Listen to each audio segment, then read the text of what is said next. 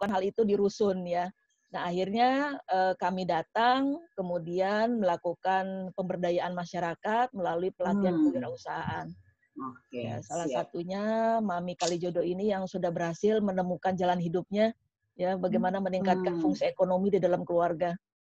Oke, luar biasa ya teman-teman. Ini adalah inspirasi kita. Artinya bisa loh kita merubah hal yang mustahil itu menjadi bisa. Gitu ya Bu ya. Ya. Tidak ada hal yang tidak bisa kalau kita bisa bersama-sama dan berusaha.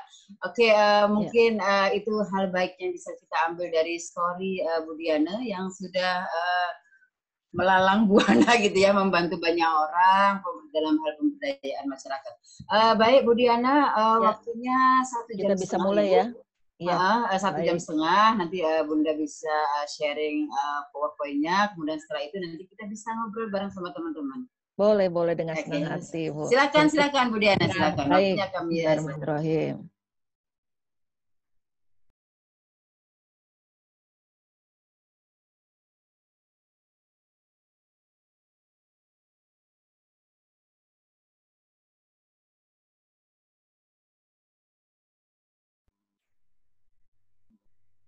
Sebentar, Bu. Saya munculin dulu ya. Oke, sambil menunggu Bu Diana share screen PPT. Oke, sudah tayang? Oke. Sudah kelihatan, Bu? Siap, sudah Bu, jelas. Bismillahirrahmanirrahim. Assalamualaikum warahmatullahi wabarakatuh. Waalaikumsalam warahmatullahi wabarakatuh. Terima kasih kita bisa bersilaturahmi, bisa ketemu pada pagi hari ini. Semoga selalu sehat walafiat untuk semua Bapak Ibu yang bergabung di acara hari ini. Ya, ini media sosial saya, ada Instagram di Ada Wulan, Twitter saya di _Indonesia, WhatsApp admin kami di Indonesia Official 087788555676. Kemudian yang simpati 081398181976. Yang ingin tahu lebih banyak tentang saya, silakan googling Nyimas Diana Wulansari, atau saya sering disapa di Motivasional. Terima kasih Ibu Nurul sudah mengundang saya ketemu saudara-saudara kita pada pagi hari ini. Ya, dan ini YouTube channel saya Nyimas Diana Wulansari atau di Motivasional. Keutamaan orang berilmu adalah ada di surat Al-Mujadilah ayat 11. Mohon maaf selain muslim bisa menyesuaikan. Ya, Allah akan meninggikan derajat orang-orang yang punya iman dan punya ilmu. Insya Allah habis dari sini kita termasuk orang-orang yang punya ilmu sehingga diangkat derajatnya oleh Allah Subhanahu wa taala. Amin. Amin ya rabbal alamin.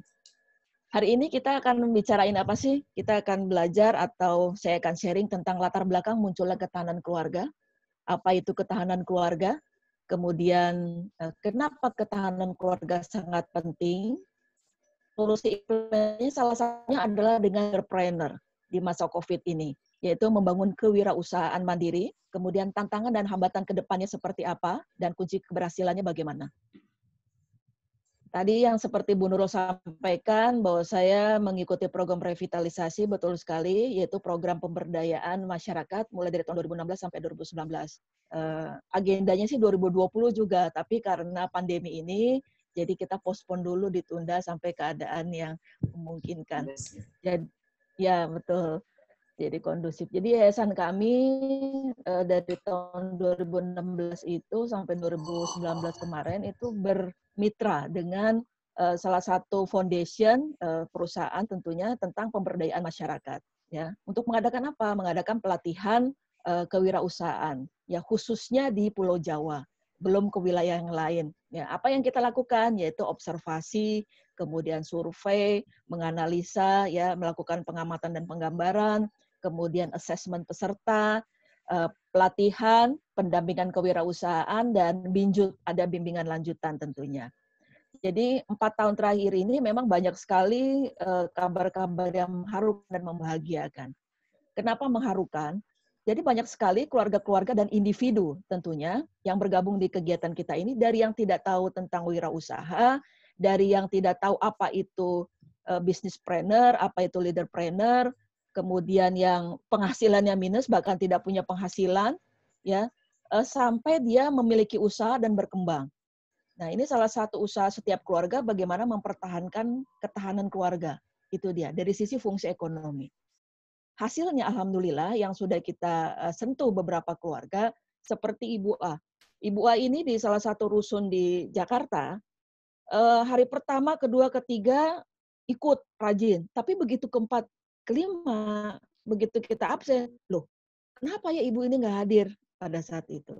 Ternyata ada temannya yang bilang, oh suaminya baru meninggal Bu. Innalillahi wa inna ilaihi raji'un pada saat itu. Iya, soalnya jatuh dari lantai 5. Astagfirullahaladzim. Kenapa? Karena suaminya katarak. Jadi nggak ngelihat pada saat itu, jatuh dari lantai 5 ke bawah, meninggal. Dan ibunya ini pada saat itu lagi ikut training, Bu. Gitu dia. Nah, apa ya yang jadi membuat dia akhirnya bahwa saya harus bertanggung jawab kepada 4 anak saya. Itu dia. Jadi ibu ini kepala keluarganya meninggal, kemudian dia harus memenuhi kebutuhan kehidupan keluarga. Satu contoh Ibu A. Kemudian ada lagi yang single, ibu belum ibu ya, masih individu L namanya, yang aktif di gereja, kemudian mengikuti pelatihan kami sampai dengan wisuda 6 bulan, kemudian memutuskan untuk ikut lagi TOT sebagai trainer. Ya, itu kita berlanjut sampai setahun. Beliau ini sharing akhirnya kepada teman-teman sekitarnya. Dan sekarang beliau telah direkrut oleh salah satu dinas di daerah Jakarta, ya karena berhasil menjadi seorang trainer.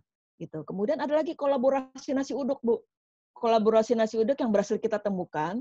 Jadi ceritanya adalah ada salah satu ibu di Tower A ini menjadi penjual nasi uduk. Nah, penjual nasi uduk ini menurut masyarakat sekitar, Ibu A ini sambalnya enak. Tapi nasinya nggak enak sama lauknya. Gitu. Di Tower B, ada ibu yang sambalnya nggak enak. Kemudian nasinya enak nih, tapi lauknya nggak enak juga. Nah, di Tower C, ada yang bikin sambalnya nggak enak, nasinya nggak enak, tapi lauknya enak. Setelah ikut pelatihan kewirausahaan dari kita, kenapa kalian nggak coba kolaborasiin deh? Itu dia. Akhirnya setelah menghitung-menghitung dan sebagainya, akhirnya kolaborasi. Dan akhirnya di rusun tersebut cuma ada satu nasi uduk, ya itu dia. Dan mereka bisa irit waktu, irit tenaga. Jadi di tower A si ibu cuma bikin sambal, di tower B si ibu cuma bikin nasi, di tower C si ibu itu cuma bikin lauk pauk aja, digabungin, kolaborasi. Dan dengan modal yang ada, kemudian dihitung untungnya dan sebagainya, ya. Dan masih ada waktu buat keluarga, ya. Tidak hanya itu, di Surabaya ya kita ketemu dengan ibu-ibu yang istrinya suaminya itu adalah pegawai pabrik ya. Pegawai pabrik ikut kewirausahaan dari kami, sharing dan sebagainya. Ternyata banyak di situ yang pekerja-pekerja suami istri dan anaknya pada ditinggalin di rumah. Ya, kemudian cari solusi dan sebagainya. Kenapa nggak bikin TPA, Bu? TPA itu tempat penitipan anak. Wah, tapi saya nggak bisa, Bu, nganu dan sebagainya. Akhirnya apa? Akhirnya sampai sekarang si ibu itu buka TPA, Bu, tempat penitipan anak. Tempat penitipan anak, suami istri bekerja di pabrik tersebut, Ibu A ini akhirnya punya TPA, satu anak dihargai nama dia 10.000. Ya, kalau plus makan ditambah 5.000 pagi dan siang, itu dia. Kalau 2 anak 20.000 plus tambah 5.000. Ya, ini dikalikan dan ini sampai sekarang masih ada TPA-nya di wilayah Surabaya. Teman saya yang teman SMA ini teman SMA kita baru dia kena PHK 2020 ini di bulan Februari akhir. Setelah diskusi sama saya ngobrol, anaknya 3, yang 2 masih sekolah, yang 1 sudah kuliah. Di, manggil saya Di, ini gue kena PHK nih katanya. Kira-kira apa ya yang bisa gue lakukan pada saat itu di Februari? Saya bilang, kenapa di PHK? Ya tahulah sendiri bla bla bla bla gitu. Kita Februari belum gencar COVID ya. Ya, tapi perusahaan dia karena perusahaan asing mungkin yang para investornya sudah kembali ke negaranya. Jadi dia kena kurangan pegawai. Akhirnya setelah diskusi, bapak ini menjual telur, ibu-ibu, bapak-bapak, menjual telur dan menjual sayur online. Itu setelah hasil diskusi dengan kita. Dan alhamdulillah sekarang bisa tough juga. Udah Februari, Maret, April, Mei. Ya, itu dia. Karena ada 2 anak yang masih sekolah, 1 anak kuliah, dan tentunya istri. Dan ini adalah salah satu bentuk-bentuk ketahanan keluarga dari fungsi ekonomi. saya yakin ya Bapak Ibu yang hadir sini merasakan dampak yang sangat luar biasa dari yang namanya ini. Benar Bapak Ibu? Dari yang namanya COVID-19 ya, mempengaruhi ya, dampak negatif, dampak positifnya ada. Dampak negatifnya tentu banyak sekali ya, yang memengaruhi kebutuhan keluarga, pendapatan, proses mengajar, belajar mengajar, banyak negatif yang kita dapat gitu. Tingkat kekerasan meningkat yang saya dapat dari informasi dari WHO dan sebagainya. Ini hal-hal negatif yang kita dapatkan dan menerpa setiap negara, beberapa negara yang terkena pandemi COVID-19. Tapi ada dampak positifnya. Apa itu dampak positifnya? Di antaranya adalah menguji endurance ketahanan keluarga. Seberapa tangguh keluarga kita bagaimana menghadapi masalah ini, Bapak Ibu. Dan kemudian membangun kedekatan emosional kembali kepada orang tua. Banyak orang tua yang pada saat stay at home, ya anaknya di rumah, kemudian suami di rumah atau pasangannya di rumah, istrinya di rumah, itu malah timbul dalam tanda kutip masalah baru, ya. Eh, yang tadinya mungkin ketemu suaminya pagi, kemudian pulangnya sore atau malam, ini setiap hari 24 jam ketemu. Ya, jadi banyak orang tua yang mungkin yang sering terlibat dalam pengasuhan, hal ini tidak masalah gitu. Tapi ada beberapa orang tua atau banyak orang tua, begitu anaknya stay at home, ya itu menjadi masalah. Karena apa? Ketidakterlibatannya di dalam pengasuhan dan pendidikan anak-anaknya. Ya. Dampak positif lainnya adalah guru dan orang tua bisa lebih siap ke depannya di dalam menghadapi era digitalisasi yang semakin cepat ini. Sehingga sekarang bisa lebih rileks, bisa lebih fokus, dan sebagainya. Dan tentunya orang-orang lebih kreatif di era COVID-19 ini. Ya, salah satunya teman saya. Jadi tidak hanya jualan telur online, dia juga jualan sayur online, semuanya dilakukan secara online. Ya, ini dia. Kemudian sebagai negara yang berfalsafah Pancasila, kita harus meyakinkan anak-anak kita atau meyakinkan pasangan kita, keluarga kita bahwa semua ini terjadi memang telah dirancang dengan baik oleh Tuhan Yang Maha Esa. Ini dia. Dan kita harus meyakinkan kepada anak-anak kita atau pasangan kita bahwasanya kita bisa melewati masalah ini secara bersama-sama sebagai sebuah keluarga. Dan ini namanya ketahanan keluarga. Keluarga tangguh. Ya, keluarga tangguh apa sih atau ketahanan keluarga itu apa? Jadi ketahanan keluarga menurut Sunarti 2001, ini Prof. Sunarti, ya bahwa kemampuan setiap keluarga bagaimana mengelola sumber daya dan masalah yang dihadapi keluarga agar keluarga sejahtera itu terpenuhi kebutuhan seluruh anggota keluarganya. Jadi setiap keluarga memiliki kemampuan yang berbeda-beda di dalam mengelola sumber daya dan masalahnya. Dan setiap keluarga yang mampu mengelola sumber daya dan masalahnya itu berarti keluarganya tangguh. Ya.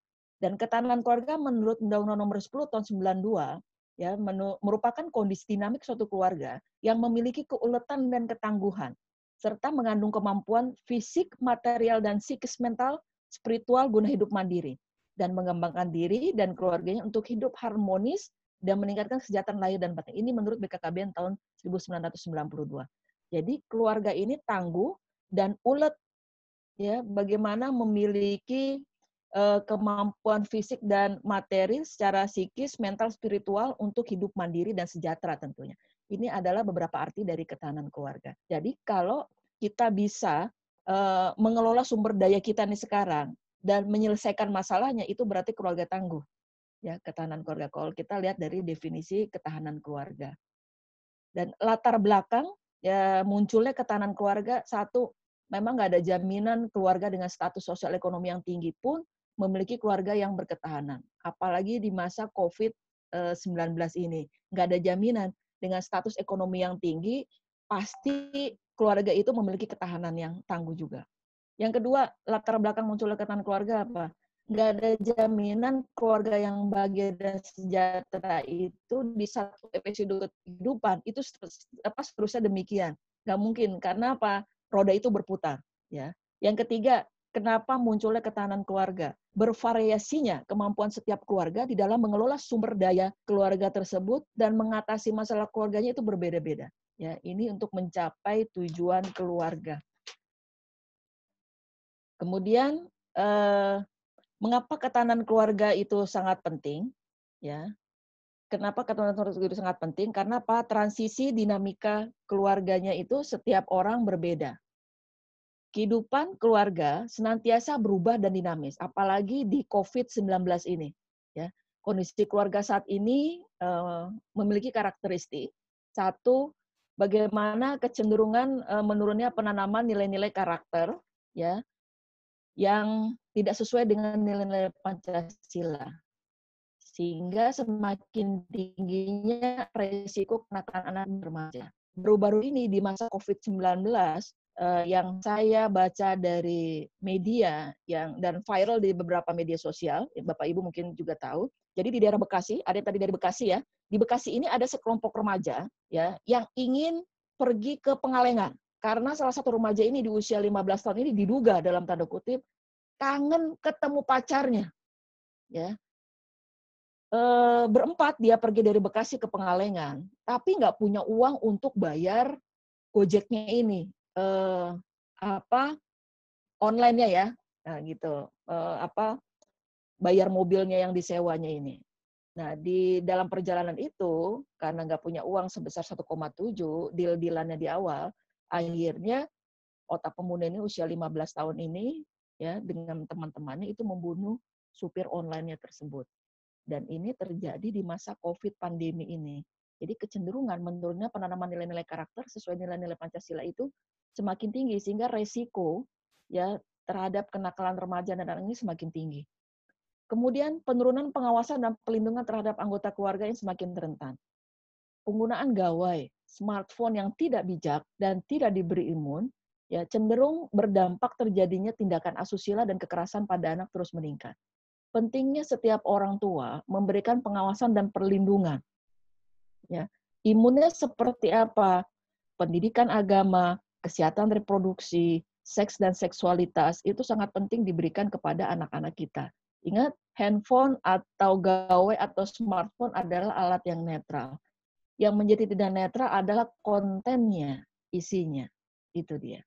Kemudian pola asuh, ASI, dan ASA yang kurang optimal. Dan sebaiknya orang tua harus memantaskan diri sesuai zamannya. Sekarang sudah zaman yang namanya era digitalisasi yang semakin pesat. Orang tua harus memantaskan diri sesuai zamannya. Pola asuh, ASI, dan ASA yang kurang optimal, orang tua bisa lakukan ini di rumah. Ya, sebaik-baiknya guru, ya orang tua adalah guru pertama yang paling bagus, yang paling baik. Anak kita adalah pembelajar yang paling baik, dan rumah adalah sekolah yang paling penting. Asuh, memenuhi kebutuhan gizi dan nutrisi. Ya, pastikan gizi nutrisi yang Anda makan adalah yang halal dan toiban, tidak hasil dari korupsi dan mencuri. Itu dia, dan baik secara medis. Kemudian imunisasi, kebersihan diri dan lingkungan, pengobatan dan bermain. ASI, menciptakan rasa aman, nyaman, tentram, terhindar dari kekerasan dan sebagainya. Ya, ini ada di sila-sila Pancasila sila pertama, ketuhanan yang Maha Esa, menyerap sifat dasar Tuhan yang Maha Esa. Ya, menyerap sifat dasar Tuhan yang Maha Esa yang pertama adalah Ar-Rahman Ar-Rahim, Maha Pengasih, Maha Penyayang. Kalau orang tua sudah menerapkan ini di rumah, tentu tidak akan terjadinya kekerasan di dalam rumah tangga. Kemudian ASA, melakukan stimulasi rangsangan dini kepada anak, ya, kepada semua aspek perkembangan. Dan tidak hanya tugas sekolah, tapi orang tua sebagai guru pertama dan utama. Kemudian perubahan pola komunikasi, ya, di mana anak-anak menuntut orang tua lebih terbuka dalam berkomunikasi kepada anak-anaknya. Perubahan interaksi keluarga, jadi kehadiran teknologi seperti gawai atau smartphone membuat keluarga tetap dapat berinteraksi meskipun jauh. Jadi lakukan kesepakatan di dalam setiap keluarga itu berbeda-beda. Kemudian transisi dan dinamika keluarga lainnya adalah peningkatan TKW yang terus meninggalkan keluarga. Banyak keluarga yang memutuskan pindah tempat tinggal untuk mencari penghidupan yang lebih baik, dan lansia dituntut tetap produktif. Ini beberapa transisi dan dinamika setiap keluarga berbeda. Pak Yusuf Kala, mantan Presiden Republik Indonesia, pernah mengatakan bahwa kesulitan akan tunduk dengan orang yang mau berjuang, kesukaran akan takluk dengan orang yang sabar, dan kekuatan mengiringi orang-orang yang ikhlas.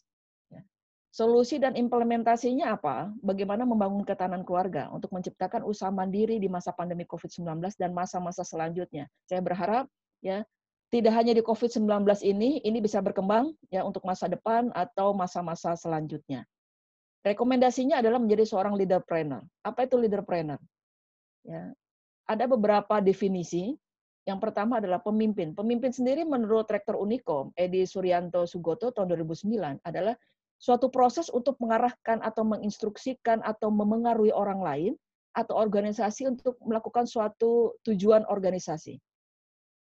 Pemimpin menurut Selgol, Hemhill and Kohn tahun 1957, pemimpin adalah sikap pribadi yang dimana untuk aktivitas memimpin pelaksanaan dalam mencapai tujuan yang diinginkan. Bagaimana wirausaha atau wira swasta? Wira swasta sendiri berasal dari bahasa Sanskerta. Wira artinya manusia utuh, teladan, berbudi luhur, dan berani. Swa artinya sendiri, sta artinya berdiri. Jadi wira swasta adalah keberanian dan keteguhan di dalam memenuhi kebutuhan hidup dengan kekuatan yang ada pada diri sendiri. Jadi berani dan teguh ya dalam memenuhi kebutuhan hidup. Ini dia wira swasta. Entrepreneur atau wirausaha menurut Geoffrey G. Meredith di tahun 95. Entrepreneur adalah orang yang mempunyai kemampuan melihat dan menilai kesempatan-kesempatan bisnis, mengumpulkan sumber-sumber daya yang dibutuhkan, guna mengambil keuntungan daripadanya serta mengambil tindakan yang tepat, guna memastikan kesuksesan. Nah, menurut Edi Suryanto, tahun 2009 bahwa kemajuan suatu bangsa sangat dipengaruhi oleh seberapa banyak para entrepreneur atau pengusaha yang dimiliki bangsa tersebut dan seberapa besar kontribusi positif yang akan diberikan para entrepreneur bagi perkembangan dan kemajuan bangsanya. Ini dia pemahaman dari entrepreneur menurut beberapa para ahli. Arti kewirausahaan sendiri adalah sebuah ilmu, seni, dan keterampilan untuk mengelola sebuah keterbatasan sumber daya, informasi, dan dana guna mempertahankan hidup, mencari nafkah, atau meraih posisi puncak di dalam karir. Jadi wirausaha bisa disebut ya penggolongan ke dalam karir. Kewirausahaan menurut Dr. Suryana bahwa kemampuan kreatif dan inovatif yang dijadikan dasar, kiat, dan sumber daya untuk mencari peluang menuju sukses. Ini menurut Dr. Suryana. Leadpreneur menurut Kamus Ekonomi Collins adalah orang yang berani mengambil resiko, mendirikan dan menjalankan suatu bisnis baru. Seorang entrepreneur mempunyai inisiatif dan keberanian dalam menemukan peluang-peluang bisnis yang mengorganisasikan faktor-faktor produksi, sumber daya alam, dan modal untuk mendapatkan profit atau keuntungan. Leaderpreneur menurut saya adalah seseorang atau sosok di mana dirinya dicontoh atau dilihat sebagai panutan, baik pada roda keluarga, organisasi tertentu yang memiliki keterampilan dan integritas tinggi untuk memengaruhi orang-orang dengan berpikiran maju ke depan di dalam memimpin suatu kegiatan atau berwirausaha, mengerjakan atau mengeluarkan sesuatu yang baru dan kreatif, serta inovatif untuk menciptakan lapangan pekerjaan dalam meningkatkan kesejahteraan masyarakat untuk menjadi lebih baik guna mencapai suatu tujuan yang positif. Ini menurut saya leaderpreneur. Jadi memang sosok di mana dirinya bisa dicontoh oleh orang lain, bisa dilihat menjadi panutan, baik di roda keluarga ataupun organisasi, dan memberikan pengaruh yang positif karena dia punya pemikiran maju ke depannya. Ini dia menurut saya seorang leaderpreneur. Rekomendasi beberapa sifat dari seorang pemimpin wirausaha. Ya, rekomendasinya menurut saya adalah yang pertama harus humble, Bapak Ibu dan saudara-saudaraku sekalian. Jadi setiap wirausahawan, pebisnis atau entrepreneur itu harus punya sifat rendah hati. Ya, enggak sombong dengan karyawannya atau sekeliling ya sehingga dapat bersosialisasi dan membangun hubungan yang sangat baik. Yang kedua adalah jujur. Ini dia sifat utama seorang pemimpin adalah jujur. Di mana kejujuran ini paling mahal harganya. Jadi sekali kita nggak jujur sama orang lain, kita sulit dipercaya lagi. Ini dia.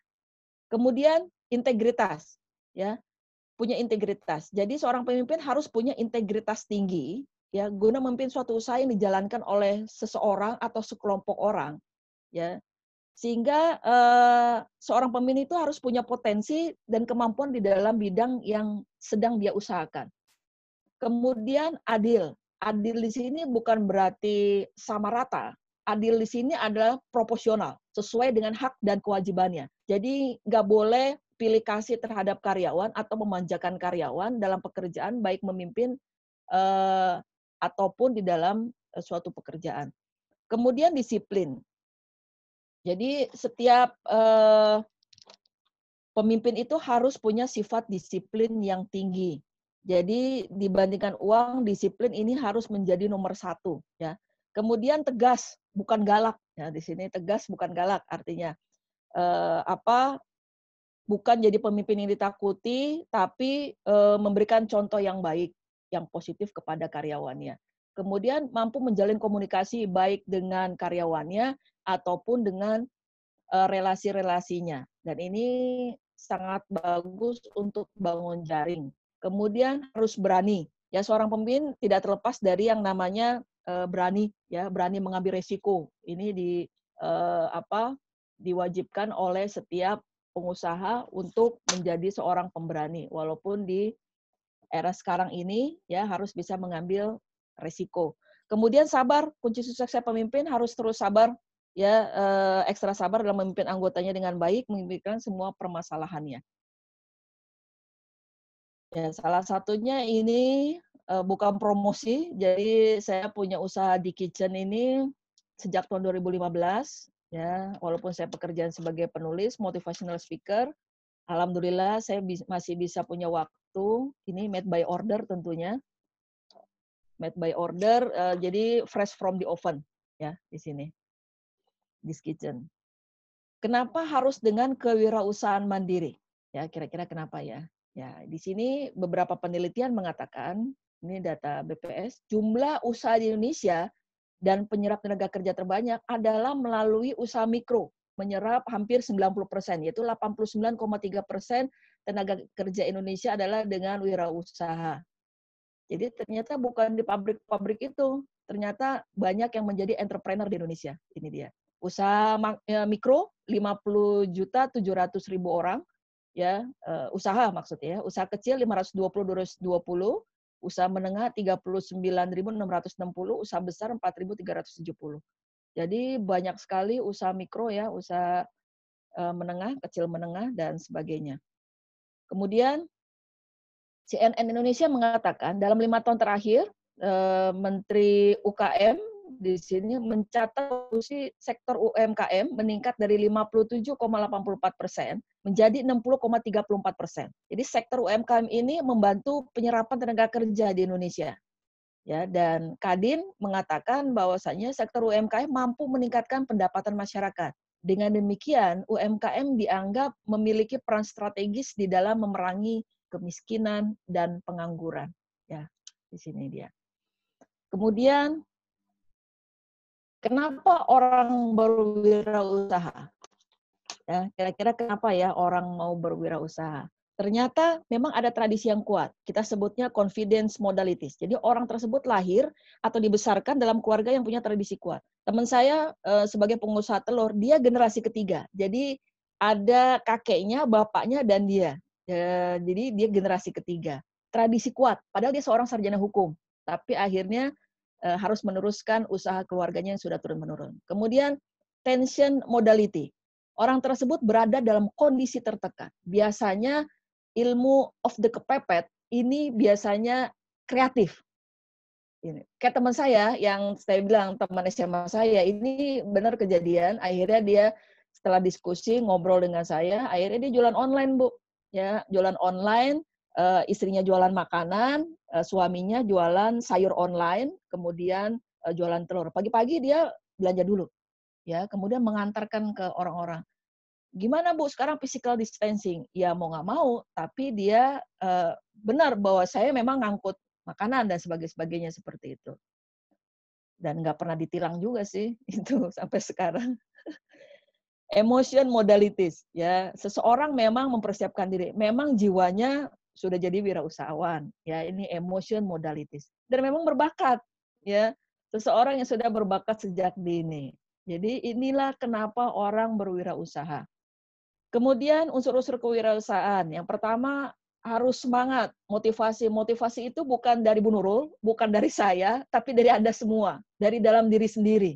Ya, mau mulai nggak setelah seminar hari ini? Kemudian punya pemikiran yang visioner, jauh ke depan, mau ngapain dan sebagainya. Sehingga Amit-amit kalau ada, bukan pandemi ya, ada masalah-masalah dalam keluarga, khususnya ekonomi, ya kita bisa menghandle. Karena zaman sekarang kalau kita mau pinjam sama siapa gitu kan. Orang juga lagi sulit gitu. Makanya kita harus lebih kreatif. Kemudian tadi membangun komunikasi, ini sangat penting. Optimis bahwa ke depannya Anda bisa lebih sukses dari sekarang. Pemanfaatan peluang. Ya, ini dia. Harus pandai melihat peluang ke depan. Unsur-unsur kewirausahaan. Prinsip dasarnya adalah 5L. Nah, apa itu 5L? Bukan lemah, letih, lesu, lelah, bukan ya. Yang pertama adalah layak minat. Tentu Bapak Ibu, saudara-saudaraku sekalian yang hadir hari ini, ada niat nggak jualan? Kalau ada niat jualan, berarti memang Anda layak minat. Gitu. Yang kedua, layak tempat. Ya, layak tempat. Seberapa besar sih kita punya tempat di rumah? Ya, misalnya kita pingin punya garment, ingin punya 1.000 mesin, tapi tempat kita nggak ada gitu, rumah kita nggak memadai, berarti nggak layak tempat, tinggalin tuh, ya. Atau mungkin kita pengen jadi pengusaha roti, kita pengen jualan rotinya di rumah, tapi nggak layak nih rumah kita, ya, karena terlalu kecil misalnya kurang memadai, ya jangan jualan di rumah, berarti nggak layak. Nah, sekarang kita punya apa di rumah? Ada dapur untuk kegiatan kita sehari-hari, ya. Jadi usaha kita bisa dimulai dari tempat ya kita seperti apa gitu. Ya, ada dapur, ya kita mulai dari dapur. Dari dapur itu kita bisa bikin apa? Ya, misalnya kita bisa bikin makanan-makanan kecil, ada cireng dan sebagainya. Dan layak tempat lainnya seperti apa? Jadi sekarang kita bisa memanfaatkan yang namanya era digital, yaitu bisa yang namanya jualan online. Ya, kita bisa menggunakan platform-platform era digital lainnya. Ini layak tempat. Ya. Jadi nggak perlu punya ruko, nggak perlu kantor-kantor, warung dan sebagainya karena kita bisa jualan online. Kemudian yang ketiga adalah layak waktu. Kalau hidup normal dalam tanda kutip ya tidak pandemi ini, sebagai pengajar misalnya berangkat pagi dari rumah kemudian selesai jam 2, jam 3 atau menjelang sore. Ada waktu nggak untuk jualan? Ya. Pada saat pulang sore atau malam atau yang ASN mau jualan juga, ya berarti kita punya waktu sore sampai malam sebelum kita beristirahat.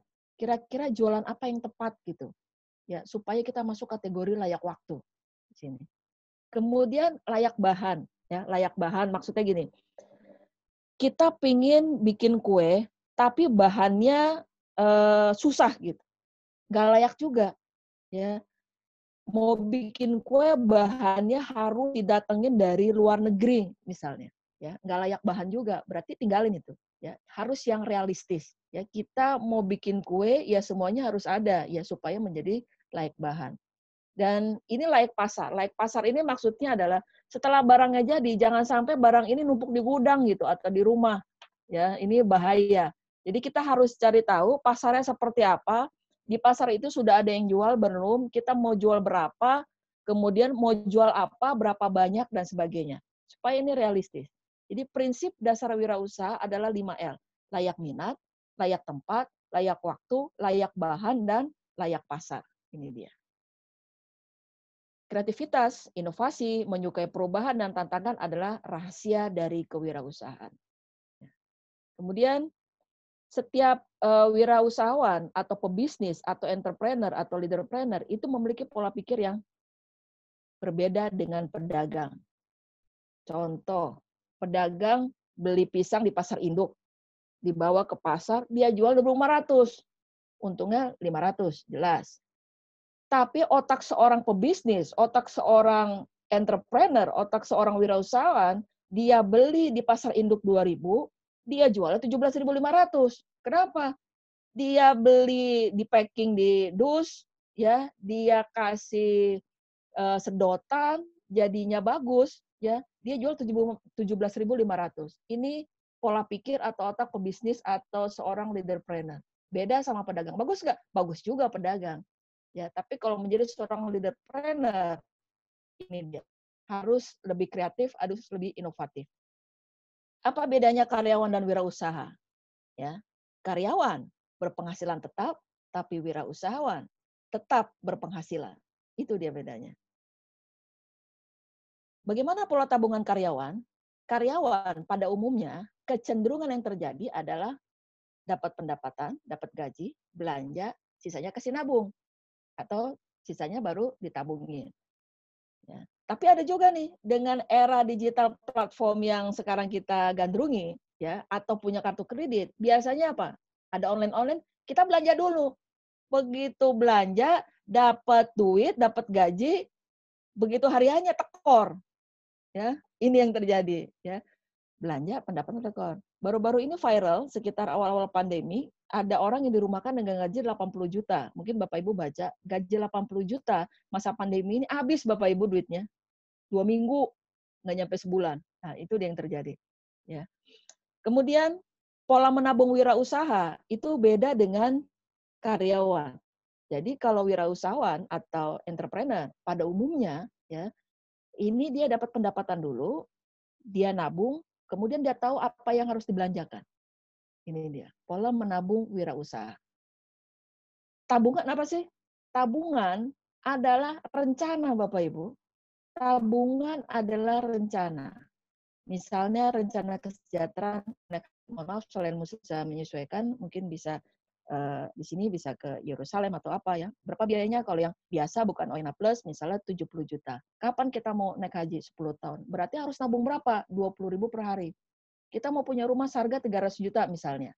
Ya, kapan? 5 tahun. Berarti nabungnya harus 167.000 per hari. Sekolah anak ke depannya 300 juta sampai kuliah S2 misalnya. 3 tahun tuh 278.000. Berarti 500.000 per hari harus nabung. Karyawan bisa nggak nabung 500.000 per hari? Mungkin ada ya. Tapi pengusaha insya Allah bisa nabung 500.000 per hari ya di sini. Dasar memilih jenis usaha. Satu, memang berbakat, talenta, nature, ini dia. Yang kedua adalah pembiasaan atau kebiasaan rutin menjadi pekerjaan rutin. 2 rumah dari tetangga saya di sini itu bekerja di salah satu tempat bakmi, akhirnya dia keluar karena sudah tahu resepnya, kebiasaan setiap hari pekerjaan akhirnya buka bakmi, ya. Ini dia. Produk yang memang sudah ada di pasar, ya ini dia, dasar memilih usaha. Jadi dia kerjakan. Dasar memilih usaha, yang pertama tadi berbakat atau nature. Memang begitu lahir, ini sudah tebal yang namanya sinapsis atau sambungan-sambungan sel saraf. Ya, kita tahu bahwa semua orang unik. Ya, tidak semua orang berbakat menjadi wirausahawan. Tapi memang bakat ini potensi bawaan lahir.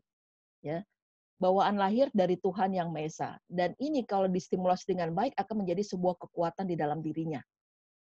Ada nurture, ini adalah pembiasaan, pengalaman kerja, support atau dukungan dari lingkungan. Ya, ini dia. Dasar memilih usaha karena memang dia berbakat, kekuatannya di situ, dia jago banget. Ya. Oleh karena itu setiap orang harus fokus pada kekuatan dan siasati keterbatasan. Fokus pada kekuatan dan siasati keterbatasan. Bakat menghasilkan kekuatan. Jadi bakat adalah sifat atau personality yang produktif sehingga dapat dimanfaatkan semaksimal mungkin untuk menghasilkan manfaat atau produktivitas. Ya. Bakat jika dilakukan setiap hari ini akan menjadi sebuah potensi kekuatan. Dan potensi kekuatan seseorang ini jika distimulasi dengan baik akan menjadi sebuah kekuatan. Dan kekuatan adalah aktivitas produktif yang dapat kita lakukan dengan mudah, ya, kemudian menyenangkan, berkualitas tinggi, dan menghasilkan manfaat. Manfaat tidak hanya finansial, tapi bermanfaat buat orang banyak. Ini adalah kekuatan. Ya, dan ubah yang Anda sukai menjadi sebuah ide bisnis dan menghasilkan. Ini dia. Ide bisnisnya adalah ubah yang Anda sukai menjadi sebuah ide bisnis yang menghasilkan. Saya pada saat melakukan training di daerah Jawa, Bu, Ibu sukanya apa, Bu? Saya sukanya masak, Bu. Katanya. Wah, masak apa, Bu? Saya bilang, kepala ikan. Gampang ya, Bu? Gampang masaknya. Masa sih, Bu? Iya, Bu. Gampang banget. Senang nggak, Bu, masaknya? Senang, Bu. Enak nggak? Enak. Kata siapa? Saya bilang.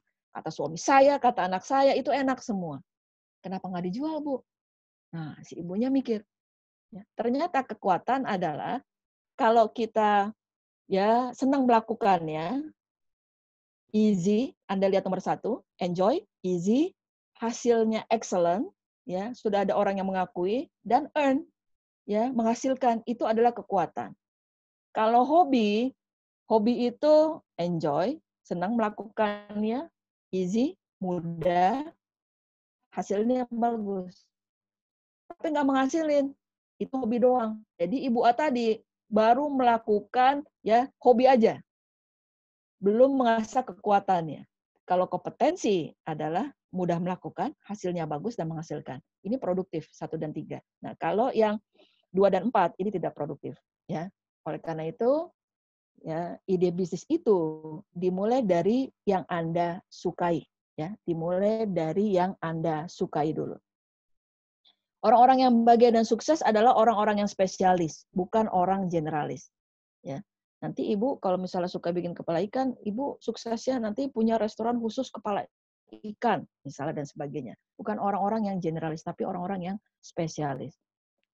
Manusia tidak dapat berubah secara drastis, jangan sia-siakan waktu dengan mencoba memasukkan apa yang dari luar, tapi kita harus menarik keluar apa yang ada dari dalam. Itu saja cukup sulit. Banyak orang tua atau setiap pribadi belum menemukan apa yang menjadi bakatnya, apa yang menjadi potensi kekuatannya, apa yang menjadi kekuatan di dalam dirinya. Itu saja cukup sulit menurut Marcus Buckingham di tahun 99.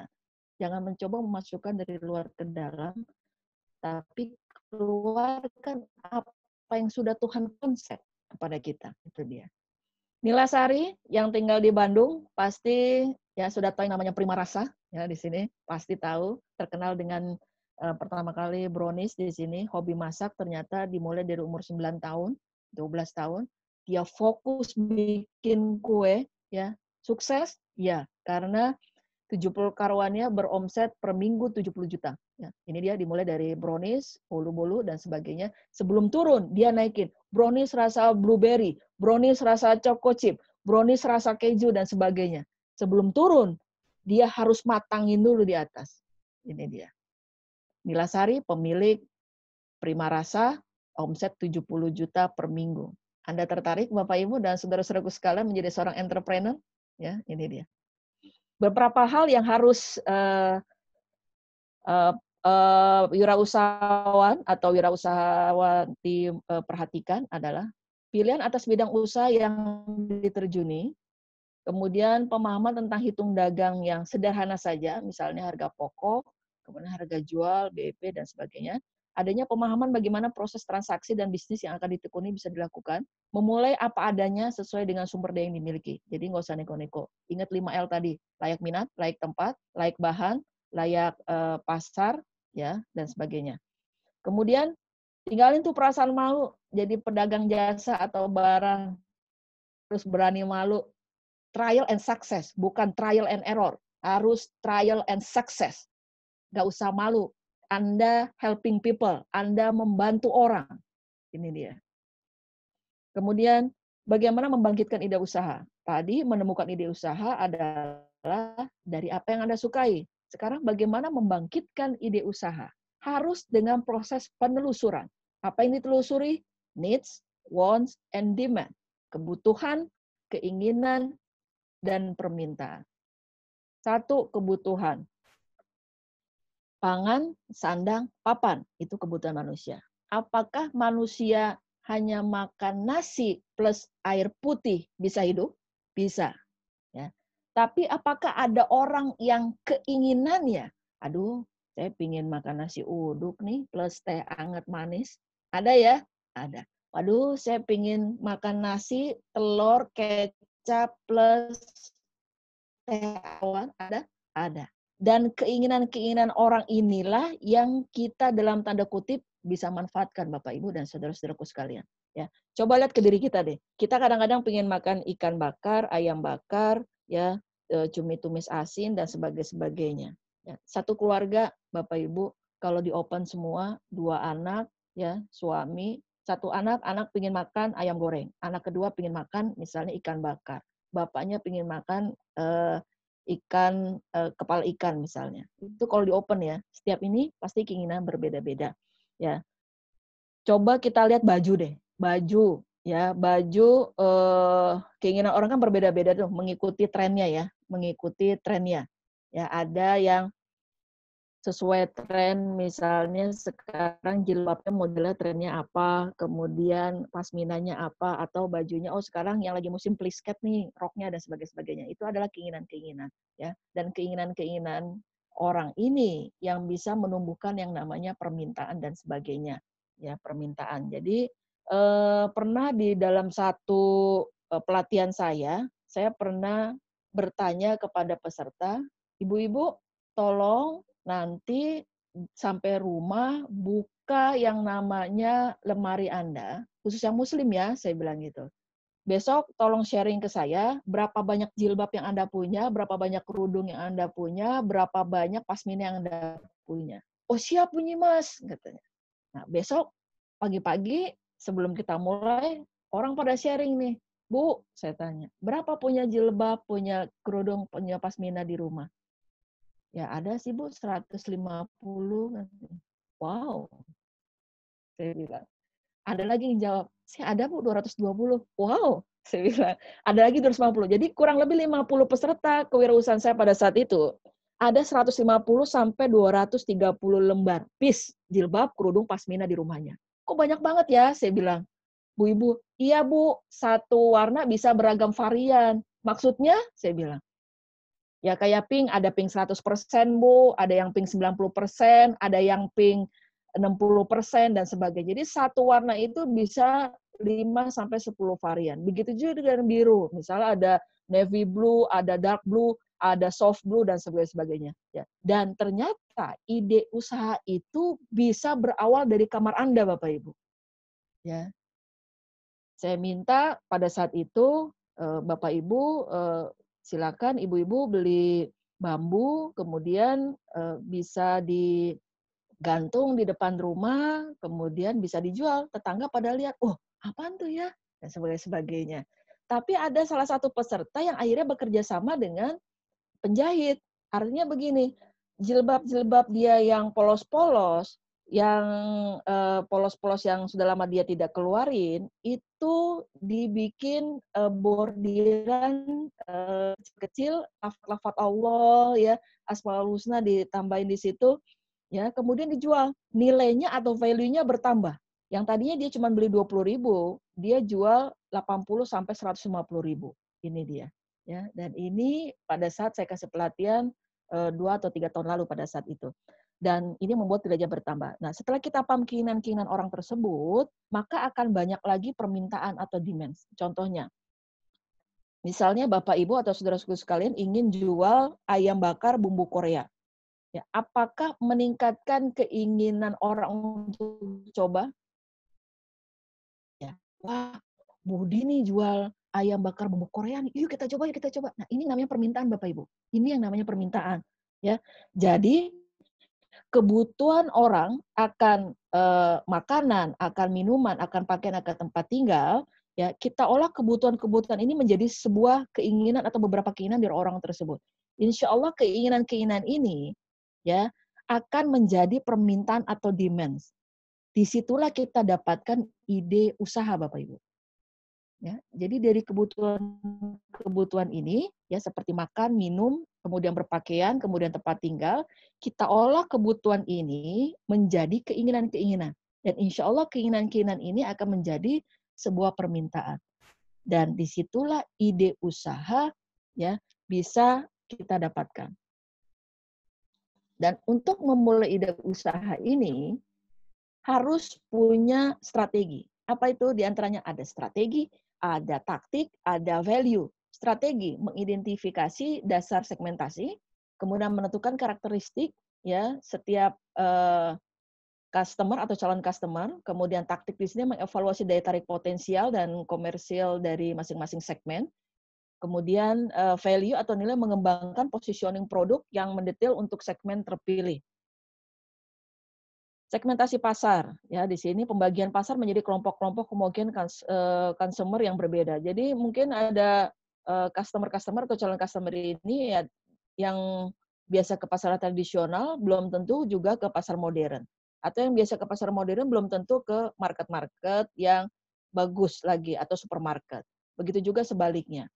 Dapat terukur, maksudnya adalah kita mau berwirausaha atau mengembangkan suatu produk itu, kita mau jual kemana? Kita bisa identifikasi segmentasi dulu, ya.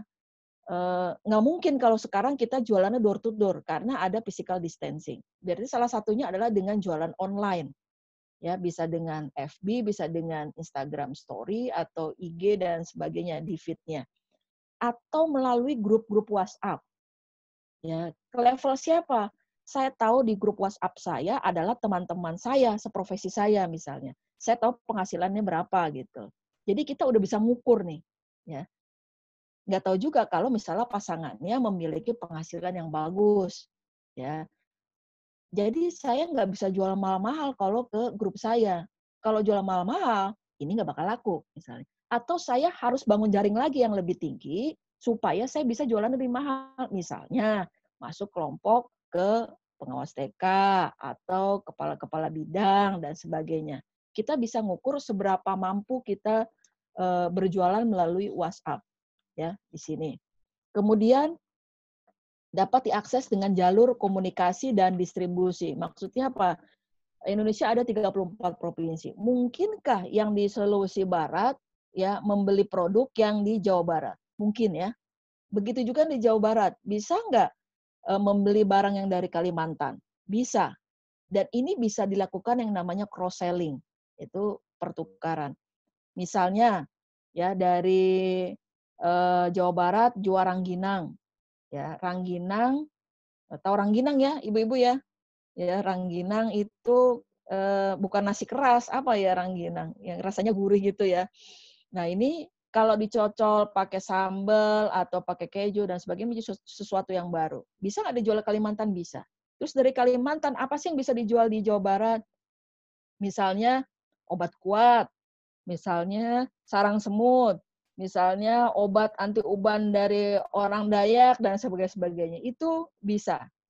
Dan kita sudah tahu dengan segmentasi itu ya berbeda cara merespon dalam hal pemasaran. Dan pastikan produknya itu tahan lama yang mau kita lakukan cross selling dan harus untung, jangan buntung. Kemudian segmentasi pasar lagi adalah kita bisa lihat geografisnya. Geografis di sini kita bisa lihat keadaan wilayahnya ya, maksudnya ada agama. Misalnya, maaf untuk yang muslim. Misalnya untuk yang muslim di pengajian nih, di pengajian laku nggak kalau kita jual baju-baju you can see kayak gitu? Ya bisa aja laku, tapi nggak banyak, mungkin 1-2 gitu. Ya. Atau misalnya wilayah kota atau pedesaan. Laku nggak kalau kita jualan fried chicken misalnya? Ya bisa aja laku gitu. Tapi kita siap bersaing dengan yang namanya McD. Kita bisa bersaing dengan yang namanya KFC dan sebagainya. Iklim, gimana ya iklim? Di Jakarta yang lagi panas begini, siang-siang ya jualannya sekuteng. Siang-siang jualannya wedang ronde. Laku nggak? Ya, mungkin ada 1-2 gitu. Atau musim hujan jualannya es krim laku nggak? Ya ada aja, tapi 1-2. Ya kita mesti lihat segmentasi pasarnya. Ya kemudian kepadatan populasi. Kepadatan populasi itu bisa menjadi peluang atau menjadi pangsa pasar yang besar. Tapi pastikan yang banyak dijual di daerah tersebut apakah yang sama dengan kita atau memang yang belum ada, gitu dia. Kemudian demografis. Demografis di sini adalah kehidupannya seperti apa, populasinya apa. Oh, ternyata di perumahan atau komplek A itu banyak ini ya, banyak pengusahanya yang tinggal. Oh, banyak ASN gitu ya misalnya. Umurnya. Oh, umurnya banyak ini loh, keluarga muda sekitar 26 sampai 40 tahun yang tinggal di komplek itu. Berarti punya anak-anak kecilnya banyak dong. Ya banyak. Kita bisa jualan apa di situ? Oh, bubur sehat misalnya. Ya, bubur sehat. Ya, ini bisa menjadi ide atau peluang bisnis dan sebagainya. Kemudian psikografis. Psikografis tingkat sosialnya seperti apa? Tingkat sosialnya misalnya ada Ibu A. Oh, dia biasanya ibu-ibu nih yang paling jago nih untuk melihat baik tingkatan sosial ataupun karakter pribadinya ya. Wah, Ibu A ini tasnya asli loh, pakai merek A, B, C, D. Ibu B ini asli loh. Nah, berarti kalau kita mau masuk jualan ke tingkatan sosial, ya, kita harus menyesuaikan cara bicaranya juga. Itu yang paling penting. Jangan sampai kita nggak sama gitu, nggak menyamakan. Nanti di-reject sama dia. Ya, itu dia. Jadi pentingnya kita tahu psikografis dari calon dalam tanda kutip customer kita. Ya, dengan melihat tingkatan sosial, karakter pribadi, dari cara ngomongnya bagaimana, ya, cara bicaranya, gayanya dan sebagainya. Kalau enggak, pasti di reject, nggak jadi dibeli sama dia karena dipikirnya adalah nggak sama dengan dia, ya, gaya hidupnya beda. Kemudian perilakunya juga ini bisa kita lihat menjadi salah satu segmentasi pasar. Jadi contohnya gini,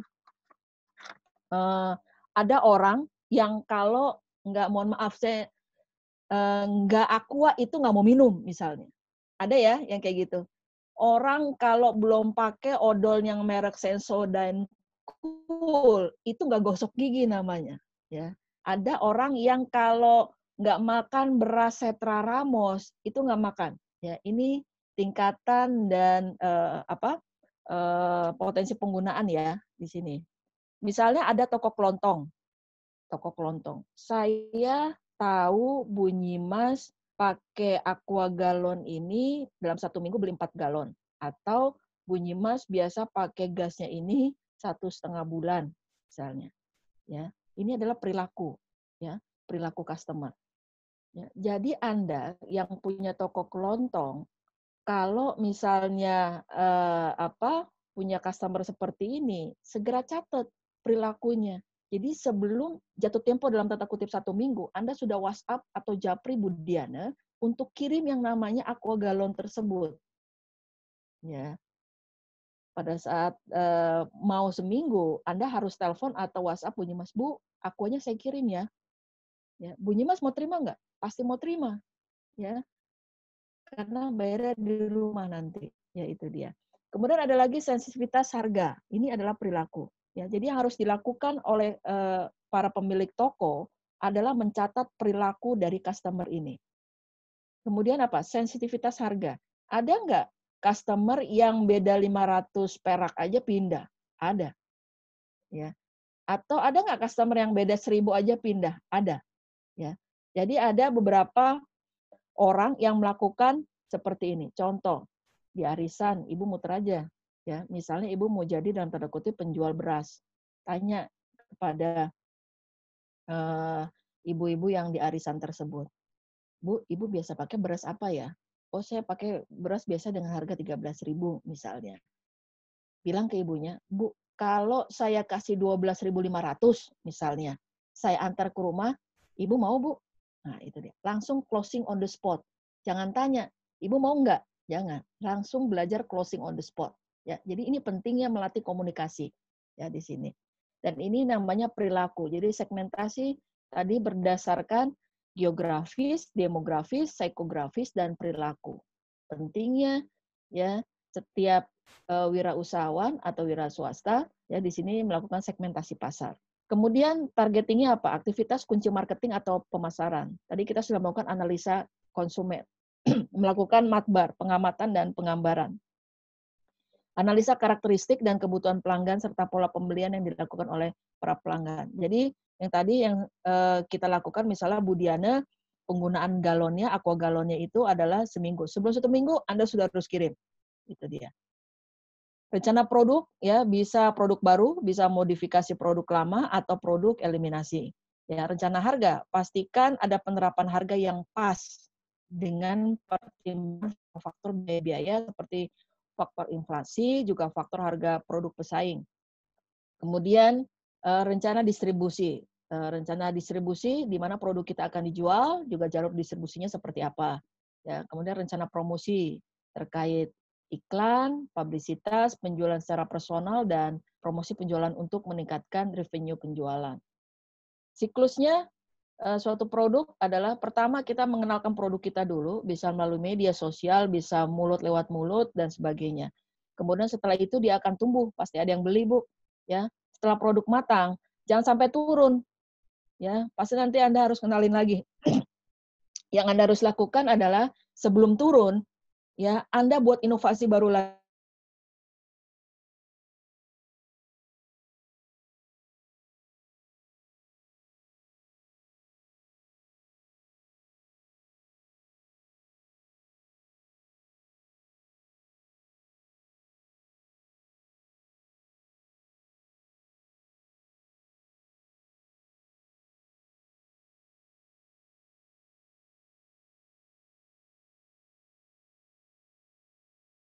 mempengaruhi nilai atau value dari setiap produk. Jadi penting sekali packaging ini menambah nilai atau value dari suatu produk, ya.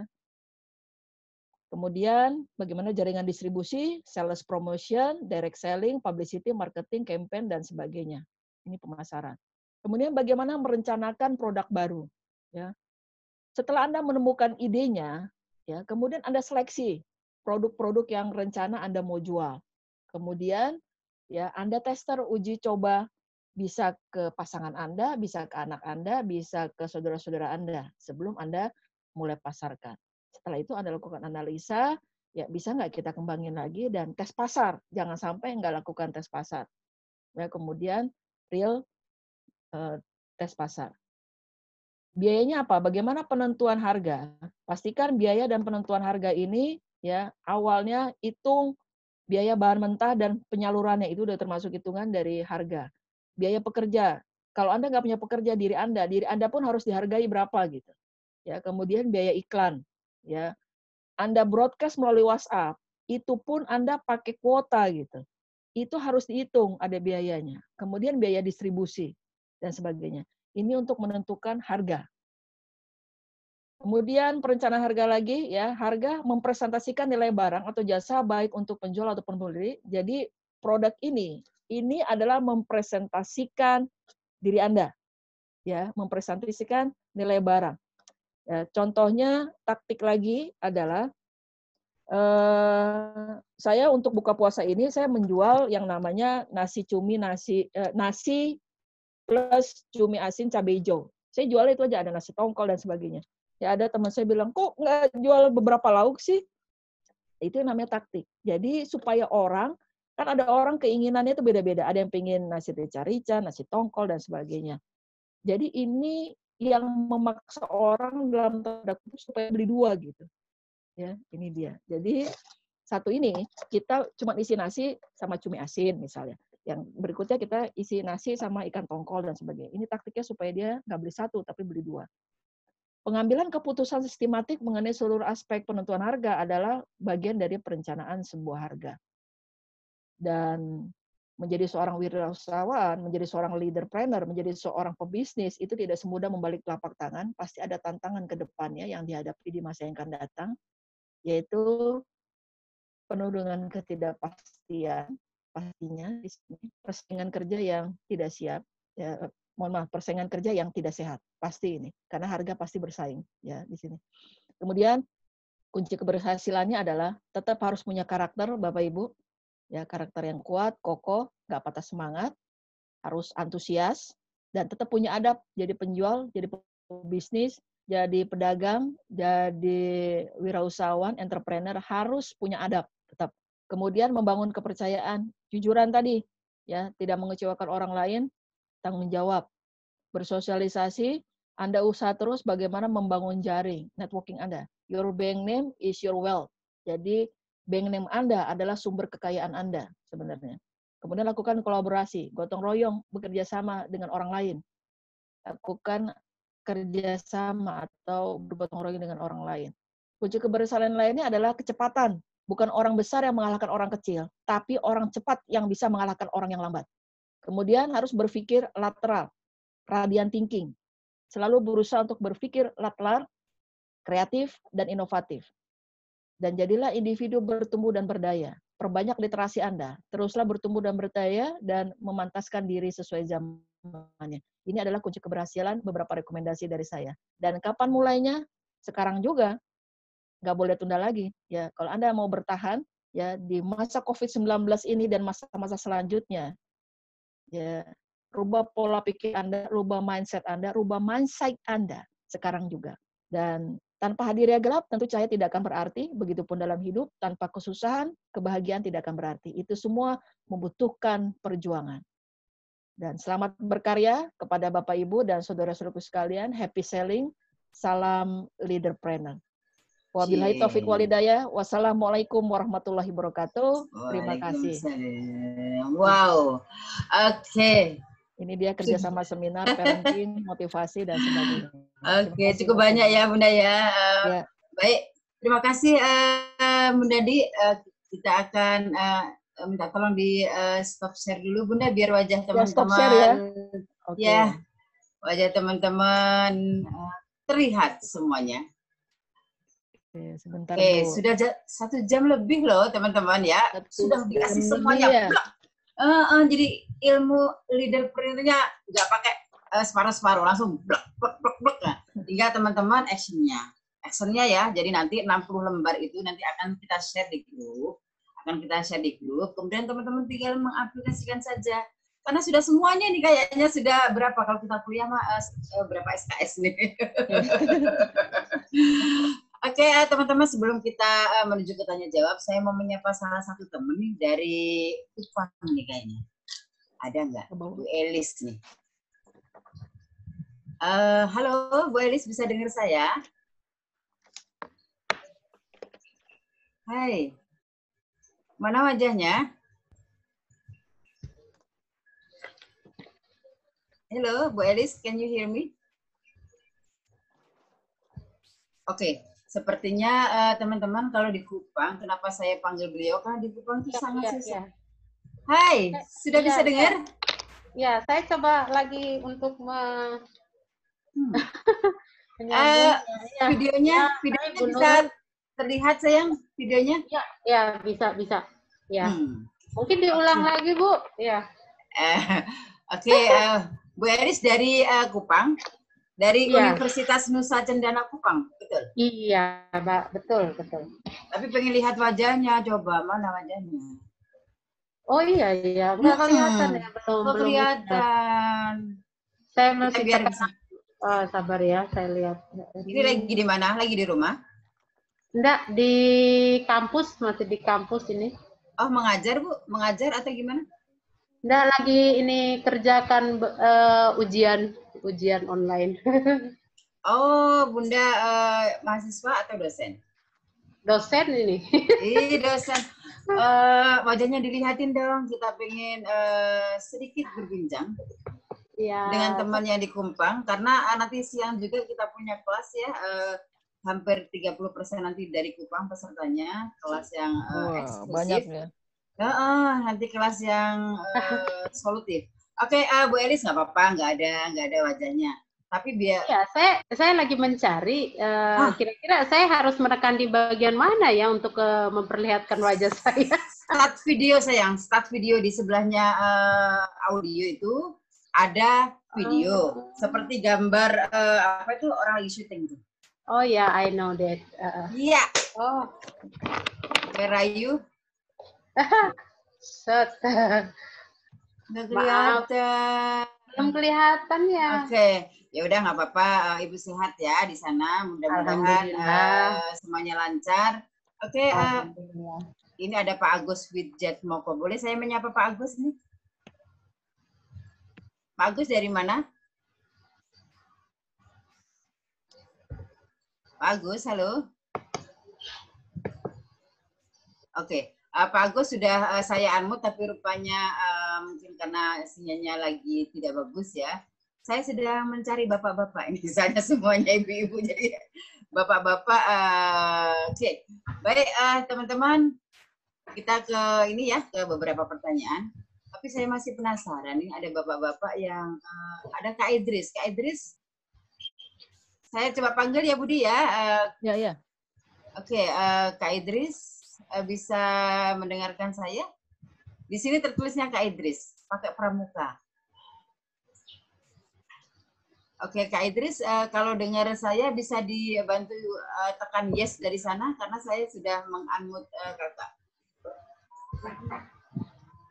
Oke, teman-teman masih belum bisa join ya. Masih belum bisa join. Saya cari bapak-bapak. Yang bapak-bapak boleh acungkan tangan saya biar tidak mencari-cari kemana-mana. Karena kalau ada bapak-bapak yang bicara itu seru. Seru, oke. Karena ini ada Pak Mi. Oke. Mi A1.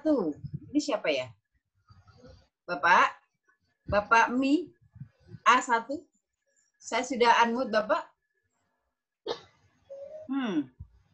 Mana nih?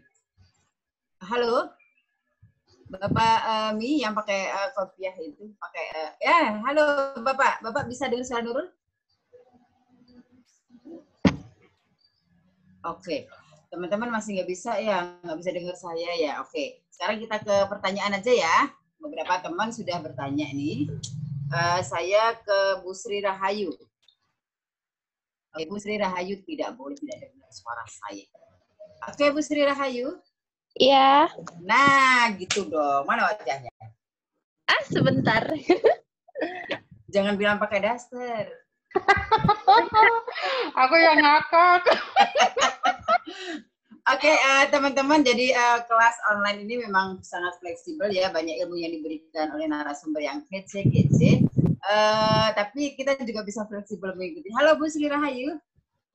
Halo. Nah, gitu dong. Silakan bertanya langsung sama Budi. Oh ya, terima kasih atas kesempatannya. Yang ingin saya tanyakan, kebetulan saat ini kan saya menjadi salah satu konsultan produk edukasi dari PT Tiga Raksa Satria Tbk. Nah, kami itu membawahi masing-masing tim reseller. Jadi, di bawah saya ada beberapa tim reseller yang saya bina. Pertanyaan saya, bagaimanakah cara kita menyamakan frekuensi agar nih kita semangat nih, terus semangat untuk menjual produk. Reseller kita itu juga harus semangat seperti itu. Bagaimana cara kita, apakah ada tips khusus supaya kita bisa menyamakan frekuensi kita dengan tim-tim di bawah kita, reseller kita. Oke, thank you. Ibu dari Kapuas?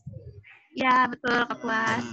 Oke, thank you ya. Pertanyaannya Bu Diana, boleh langsung dijawab, Bu? Ya, baik. Menjadi reseller produk buku Tiga Raksa ya. Ya. Dulu saya pemakai nih, Bu Sri Rahayu. Jadi anak saya waktu kecil memang menggunakan produk Tiga Raksa. Ya, dan manfaatnya sangat luar biasa. Pastikan tim Anda, member Anda, atau reseller Anda itu tahu betul yang namanya product knowledge. Tahu, Bu? Tahu secara detail ya, product knowledge dari buku-buku yang dijual. Ya. Nah, kembali lagi untuk menjaga dalam tanda kutip stamina motivasi itu kembali dan tadi saya bilang bahwa orang memang ada yang memang berbakat menjadi seorang wirausahawan atau penjual dan sebagainya, ada yang tidak berbakat. Nah, yang perlu diperhatikan, Ibu konsisten melakukan mungkin sales klinik ya Bu ya, pertemuan kayak begini nih Bu, untuk keluar seperti itu. Oh, keluap-keluap ya. Rutin Bu lakukan ya, rutin supaya tahu rutin terjadwal ya, sehingga tahu berapa nama yang dia punya juga Bu. Ibu sebagai orang manajer ya dalam tanda kutip di sini, Ibu harus tahu berapa nama yang mereka punya. Ya, dari nama itu belum tentu semuanya closing, Bu. Belum tentu semuanya beli produk. Betul, Bu? Ya kan? Betul. Ya, dari yang pertama apa yang reseller Ibu harus punya adalah satu product knowledge, yang kedua cara komunikasi sampai dia bisa closing on the spot, Bu. Ya. Jangan bilang saya ada reseller buku, saya adalah ini. Tidak. Saya membantu orang bagaimana anak-anak Ibu di rumah bisa habit reading-nya bagus, bisa menjadi pembaca yang mandiri, bisa menjadi independent reader. Ya. Bukan bilang saya ngejual buku nih, saya seorang konsultan pendidikan, tadi Ibu bagus, saya membantu orang tua bagaimana memiliki anak-anak yang hebat, memiliki anak-anak yang gemar baca, dan sebagainya. Jadi diperbaiki cara komunikasinya dan closing on the spot, Bu. Jangan biarkan customer yang nge-lead kita, Bu. Tapi kita yang nge-lead customer untuk closing on the spot. Dan itu memang perlu teknik-teknik khusus. Ada pelajaran lanjutan sebenarnya Bu, dan itu memang iya banyak Bu teknik. Kenapa Bu? Ya ini ada teknik-teknik untuk closing. Diadakan lagi aja. Ini ada teknik-teknik closing on the spot seperti apa, sehingga bukan customer yang nge-lead kita, tapi para reseller Ibu yang nge-lead Bu. Itu yang kita inginkan. Ya, tapi kembali lagi product knowledge-nya harus bagus. product knowledge harus bagus ya. Ada CPD, ada LMA, betul Bu ya, ada English Time dan sebagainya. Saya tahu karena saya menggunakan produk 3 Raksa dan itu sangat Oke, Budi, sepertinya jawabannya sudah cukup lengkap ya, Bu Sri Rahayu ya, bisa dipahami ya. Oke, saya coba mute Ibu kembali. Teman-teman, sudah satu pertanyaan ya yang dijawab oleh Budi. Kita coba beranjak ke pertanyaan berikutnya nih. Ada beberapa pertanyaan yang cukup menarik, Budi. Ini ada Bu Nur Aini dari mana nih Bu Nur Aini? Saya panggil saja ya. Bu Nur Aini dari Sulawesi Barat. Wih. Hai Bu Nur Aini. Ya, Assalamualaikum. Waalaikumsalam. Ibu dari Pasangkayu. Ya, benar Bu. Oh, saya bisa tahu? Dari Pasangkayu.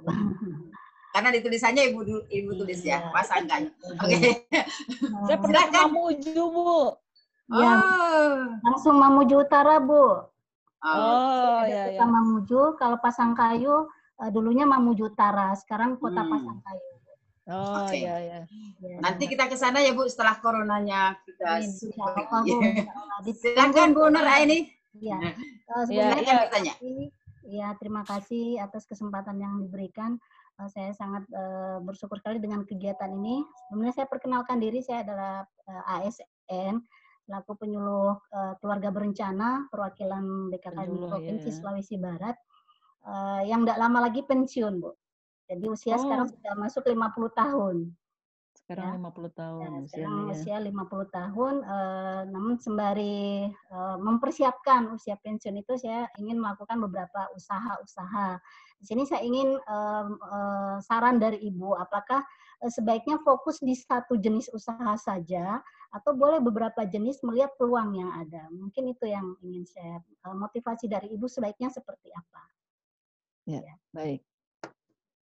Terima kasih. Itu saja Bu. Ya, Bu Aini. Sedikit lagi tambahan karena kebetulan sebelum saya menjadi ASN, saya sempat menjalankan usaha itu. Jadi ada makanan, ya itu kebetulan di sini daerah pesisir pantai, jadi saya mengolah olahan ikan. Kemudian ada juga aksesoris dari sisik ikan itu sendiri. Jadi ada untuk pangannya, kemudian ada produk-produk aksesorisnya. Seperti itu saja, Ibu. Terima kasih. Ya. Oke. Baik, pertanyaannya bagus sekali ya, Bu Nur Aini. Ya, jadi kembali lagi, lakukan apa yang Ibu sukai. Yang tadi saya bilang, 4E itu enjoy. Ibu pada saat bikin sisik-sisik itu, apakah menyukai Ibu melakukan itu? Ya, mudah nggak melakukan itu? Ya. Mudah, Ibu. Kebetulan di sini mudah ya. Oke, hasilnya bagus, Bu. Alhamdulillah. Sudah dideklarasikan ke teman-teman, ke saudara-saudara, ini saya bikin ini bagus nih, gitu. Sudah oke ya, teman-teman ya? Iya. Kebetulan dari jual, sudah pernah memesan untuk warna kuning, seperti apa gitu. Aksesorisnya sudah ada yang memesan. Seperti itu. Oke. Nah, itu Ibu fokus sama itu aja dulu, Bu. Ya.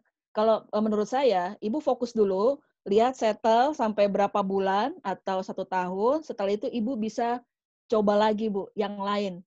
Ya, dengan bisnis yang lain. Kalau makanan, ya, tadi Ibu kan kerajinan ya dari laut ya, itu dia. Tapi kalaupun Ibu bisa handle yang makanan itu, ya, bukan berarti nanti Ibu dengan fokus yang ini terus pindah lagi ke sini nanti hasilnya nggak maksimal, Bu.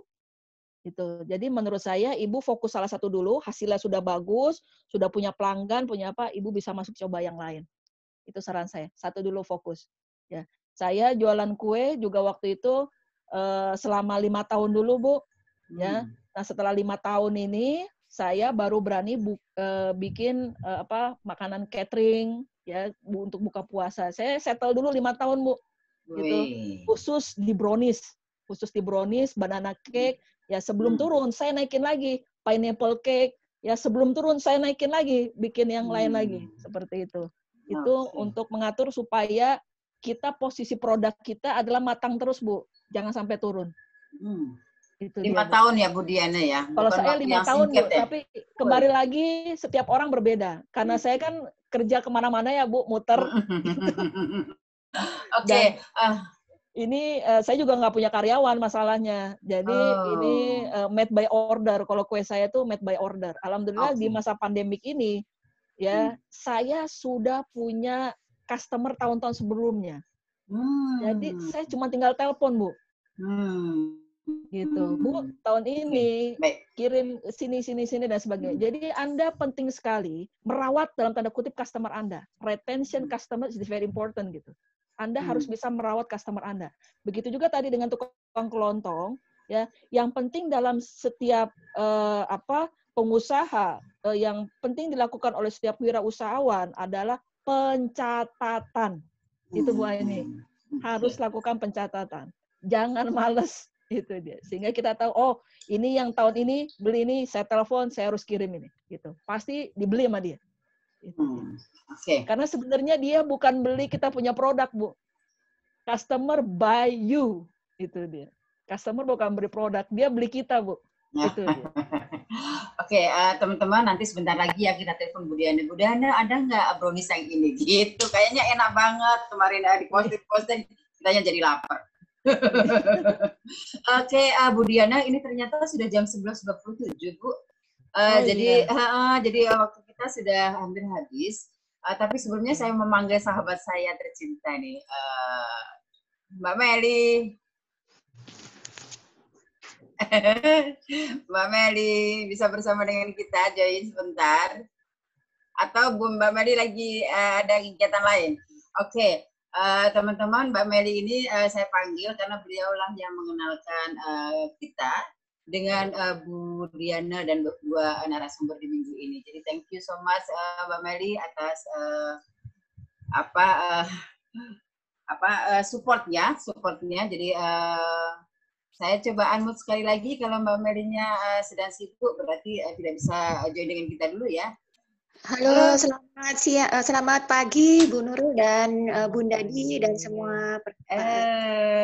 Suaranya sudah terdengar loh. Mbak Meli lagi di mana? Saya masih di Bandung bersama dengan keluarga.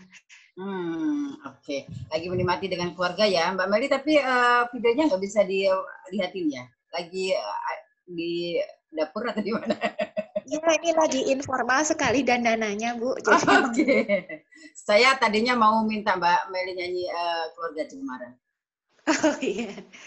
Iya, terima kasih Bu. Kalau misalnya boleh nanti mungkin ada siaran ulang ya dengan Bunda Di. Oke, nanti kita akan share di YouTube ya, teman-teman ya. Dan materi serta rekamannya akan kita share di grup. Jadi jangan khawatir. Kita berbagi ilmu, Mbak Meli ya. Jadi thank you so much supportnya dan rekomendasi pembicaranya oke banget. Terima kasih Bu Nurul dan terima kasih ya. Ini sudah bisa ketemu dengan sahabat-sahabat hebat ini hari ini. Terima kasih ibu-ibu yang hebat-hebat, bapak-bapak, saudara-saudara sekalian. Luar biasa. Terima kasih. Thank you Mbak Meli. Bu Diana, ada waktu sekitar 2 menit Bu Diana untuk memberikan closing statement kepada teman-teman materi hari ini. Silakan. Ya, jadi waktu terus Ibu yang terhormat tidak bisa menunda ya. Apapun yang Anda lakukan hari ini tidak buat hari ini saja, tapi buat masa-masa depan selanjutnya. Demikian Ibu, semoga apa yang saya sampaikan tadi bermanfaat buat Bapak, Ibu, dan saudara-saudaraku sekalian.